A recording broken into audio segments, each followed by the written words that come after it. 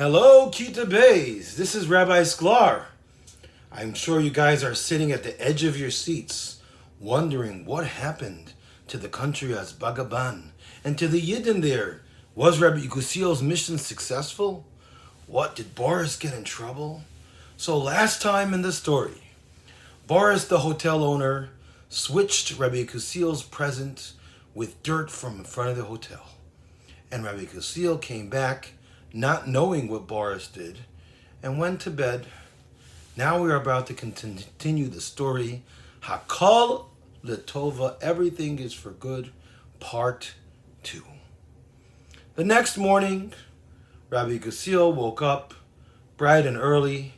He davened Shachris and went to the presidential palace.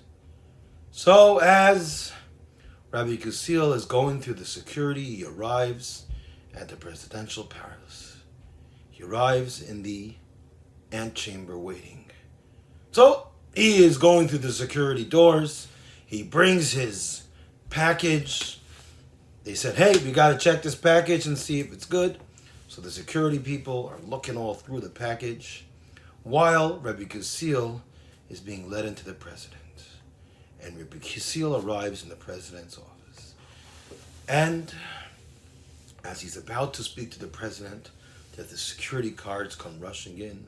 They're like, President, there is nothing wrong with this present, if you want to call it a present. But look what's inside this present. It's just plain old dirt. Rabbi Gusiel's heart stops. He's like, what happened to the crown? But he says, if Hashem, in his mind, he says, if Hashem decided that this is what's going to happen, Gam Zeh L'Tova, this is also for the best. So the president says to Rabbi Gusiel, Rabbi Gusiel, you think this is going to be helpful to the Jews? This is embarrassing. This is a disgrace. Do you think I'm ever going to listen and help the Jews in my country if this is how you treat me? Disrespect!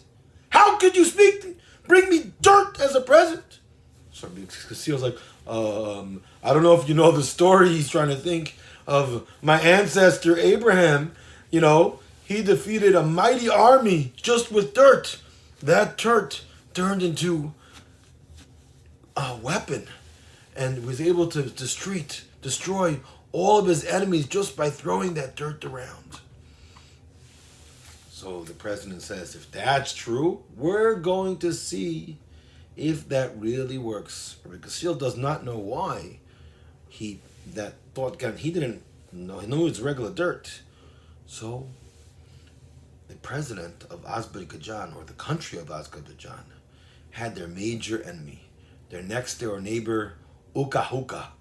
The country of Uka-Huka were their arch enemies. And Azerbaijan was never able to make a victory against them. So he says, if this is really true, that this dirt is an amazing weapon, then I'll do whatever you request for the Yidden. And not only that, I'll pay you a lot of money if we are successful in our campaign. So quickly, the president calls the general of his armed forces, Aladan. And Aladan grabs all of the dirt and he separates it. He says, this is a very, very secret weapon that we developed.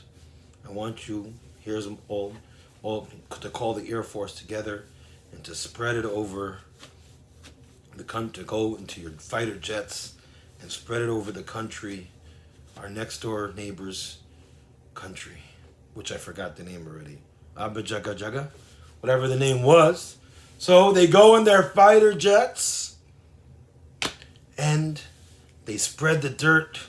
The dirt turns into this amazing smoky thing, turns the entire country of Abba Jabba Jabba dark, shuts off all of their electricity, and all of their weapons get disabled, and the country of Abba Jabba Jabba was able to take control of many key points in their neighbors' enemies' defenses.